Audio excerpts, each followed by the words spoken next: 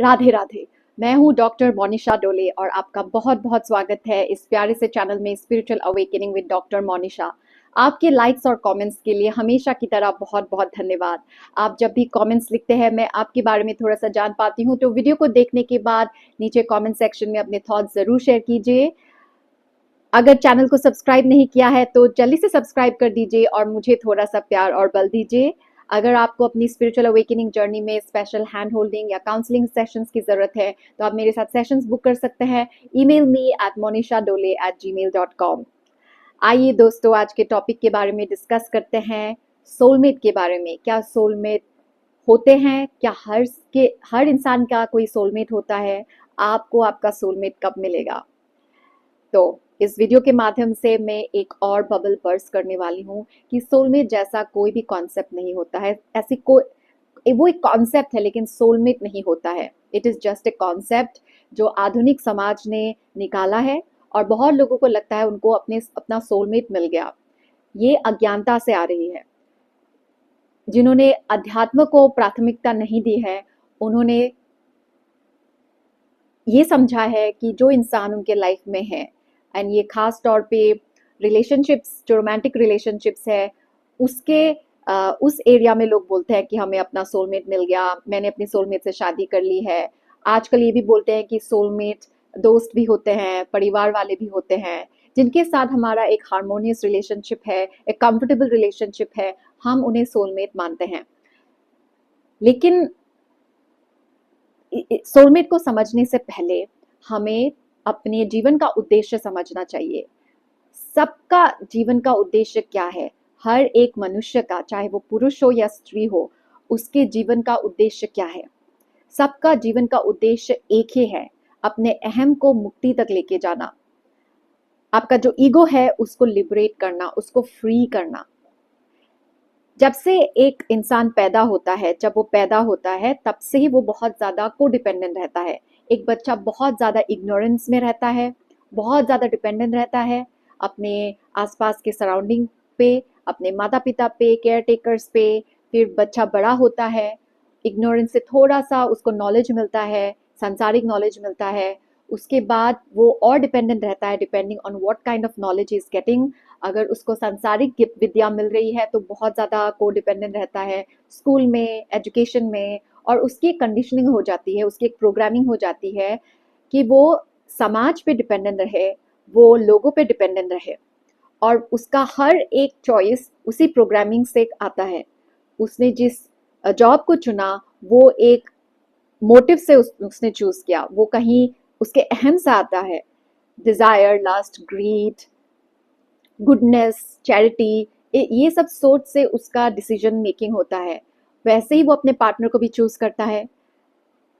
उसमें अज्ञानता इतनी है कि उसने ऐसे एक पार्टनर को चूज किया जिसके साथ वो बहुत ज़्यादा कंफर्टेबल फील करता है या करती है, जो उसे एनेबल करते हैं, जो उसे कंफर्टेबल फील कराते हैं, जो उनके ईगो को बूस्ट करते हैं, और वो समझते हैं कि वो एक सोलमेट रिलेशनशिप में है। लेकिन इससे आपके अहम की मुक्ति नहीं होती, बल्कि आपका अहम और ज़्यादा बंधा हुआ हो जाता है, वो और ज़्यादा डिपेंडेंट हो जाता है। तो soulmate is a very wrong concept. अगर आपको आध्यात्मिक जर्नी में आगे बढ़ना है, अगर मुक्ति आपका उद्देश्य है, और जो लोग मेरे चैनल से जुड़े हुए हैं, जो लोग मेरे वीडियोस देखते हैं, जो रेजोनेट होते हैं, उनके जीवन का लक्ष्य ही है मुक्ति, लिबरेशन। लेकिन मुक्ति मरने के बाद नहीं मिलती है, जीते जी ही आपको मुक्ति की तरफ जाना है। आपका हर एक चॉइस मुक्ति की तरफ जाना चाहिए। आप जो भी डिसाइड करोगे, जो भी चूज करोगे, जो भी जॉब, जो भी रिलेशनशिप, जो भी फ्रेंडशिप, जो भी एक्टिविटी आप करेंगे, जो भी बुक्स पढ़ेंगे, जहाँ पे भी जाएंगे, वो आपको मुक्ति की तरफ लेके जाती है या नहीं, ये आपको देखना है। और यही आपका डिसीजन मेकिंग का सेंटर पॉइंट होना चाहिए। आप जो भी डिसाइड करेंगे वो ये सोच के करेंगे कि इससे मैं ज्यादा मुक्त रहूंगा, मेरी आध्यात्मिक मुक्ति के लिए, मेरे सोल के लिबरेशन के लिए सही है, या इससे मैं और ज्यादा बन जाऊंगा। तो आप जिस भी इंसान के साथ शादी करेंगे या शादी करेंगे, आपको शादी करनी है कि नहीं करनी है, इसका भी फैसला आप इसी से करेंगे कि शादी करने से आप आध्यात्मिक तरीके से मुक्त फ्री करेंगे, आपके ईगो को मुक्ति मिलेगी, या आप उस इंसान को अपने अहम के इच्छाओं को पूरा करने के लिए कर रहे हैं, उस इंसान को आप यूज कर रहे हैं या खुद यूज हो रहे हैं, उस इंसान की जो इच्छाएं हैं उसको पूरा करने के लिए आप उस रिश्ते में हैं। तो ये होता है डिसाइडिंग फैक्टर और मुक्ति प्रधान होता है। अवेकनिंग का मतलब ही है आपके अहम को तोड़ना। हम अहम में ही लिपटे हुए हैं, हमारी प्रोग्रामिंग हो गई है, बहुत ईगोइस्टिक प्रोग्रामिंग हो गई है, नार्सिसिस्टिक प्रोग्रामिंग हो गई है हम सबका। तो जब हमारी अवेकनिंग होती है तब वो इसी अहम को तोड़ने के लिए हुई है, इसी ईगो को तोड़ने के लिए हुई है। एक एक बंधन जो हमने अनकॉन्शियसली अपने आप को बांध के रखा है, उन सब से मुक्ति पाने का नाम है ये अवेकनिंग की जर्नी। शुरू शुरू में ये बहुत दर्दनाक लगता है, जब आप पीड़ा में होते हैं तो आपको ये एक पनिशमेंट जैसा लगता है, और थोड़े टाइम के लिए आप स्टेबल होते हैं, उसके बाद फिर से आपके साथ कुछ होता है, आप बहुत ज़्यादा कंफ्यूज होते जाते हैं, तब आपको ये जर्नी एक बहुत ज़्यादा श्राप जैसा लगता है, श्राप जैसा लगता है। लेकिन ये एक बहुत बड़ा ब्लेसिंग है और ये जर्नी आपकी आंखें खोल देती है। इस जर्नी में आपको ज़्यादा कुछ करने की ज़रूरत नहीं है, बस आपको चेतना में रहने की ज़रूरत है। आपको देखना है, आपको जगना है, आपको अपने आप को ऑब्जर्व करना है कि आपके अंदर क्या क्या फियर्स हैं, आपके जितने भी रिश्ते हैं उसमें आपका क्या स्वार्थ है, आपको क्या मिल रहा है। मिलना तो ज़रूरी है, हर रिश्ते से आपको कुछ कुछ मिलना ही चाहिए, तभी एक हेल्दी रिलेशनशिप होता है, गिव एंड टेक का रिलेशनशिप होता है। लेकिन क्या आप उस इंसान से खुद को बांध रहे हो या उस इंसान को यूज कर रहे हो अपने आप को लिबरेट करने में, और आप यूज हो रहे हैं उस इंसान को लिबरेट करने में, मुक्त करने में, ये आपको देखना है। और जब भी आपको एक ऐसा व्यक्ति मिले जीवन में जिसके साथ रह के आप और ज़्यादा मुक्त फील करते हैं, आपकी चेतना बढ़ जाती है, आपका जो अनकॉन्शियसनेस है वो और ज़्यादा कॉन्शियस हो जाता है, आप कॉन्शियसनेस के लेवल में और ऊपर चले जाते हैं। जब आप एक दूसरे के साथ होते हैं, आप उनकी चेतना को बढ़ाते हैं, वो आपकी चेतना को बढ़ाते हैं। जब भी आपके जीवन में ऐसा कोई व्यक्ति आए, वो आपके लिए सही है, और उसको आप सोल मेट नहीं बोलेंगे, वो आपका सोल का मिरर है। सोल मिरर्स होते हैं, क्योंकि हर एक व्यक्ति, चाहे वो कोई भी हो, बॉस हो, माँ बाप हो, बच्चे हो, दोस्त हो, रैंडम लोग हो, सब हमारे सोल मिरर्स हैं। वो हमारा आईना है। जो भी हमारे सामने आते हैं वो हमारा आईना है और हम उनका आईना है। वो हमारी अच्छाइयाँ को मिरर करते हैं, वो हमके बुराइयों को मिरर करते हैं, वो हमको वो दिखाते हैं जो हम अपने आप के बारे में देखना नहीं चाहते, वो हमारे अहम को दिखाते हैं, वो हमारे ईगो, हमारे फियर्स, वो हमारे झूठ को दिखाते हैं। तो वो हमारे सोल मिरर है।